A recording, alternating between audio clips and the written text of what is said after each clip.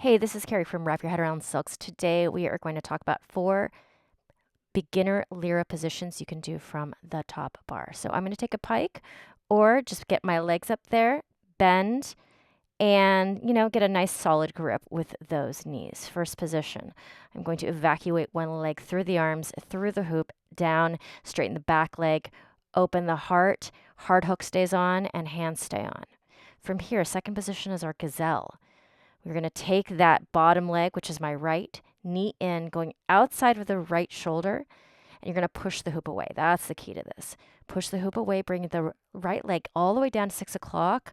You're going to pull up a little, bend the arms to get yourself in a nice, comfortable position, and then again, open the heart. From here, all we're going to do is bend the bottom leg, catching the Lyra on the ankle. If you're super bendy, you can do a full back bend here, and it looks super contortion-y.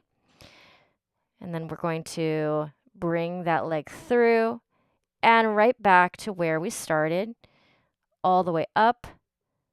This is really accessible for Lyra students in their first year of training. Tuck the chin, push the Lyra away. We know this is turtle. There's many names for this one. You're going to push, and if you can, bring your toes to your head if you're super bendy through the back. You see I have my ankles crossed, but you can also just have the ankles together. Come back from where you came. We're going to go up, walk our hands up the rope, and take a seat. I call this the wrecking ball moment, a la Miley Cyrus wrecking ball music video. So we're going to cross one leg over the other, reach one arm high, and then what I call a BS arm, which is just for prettiness, reach it out.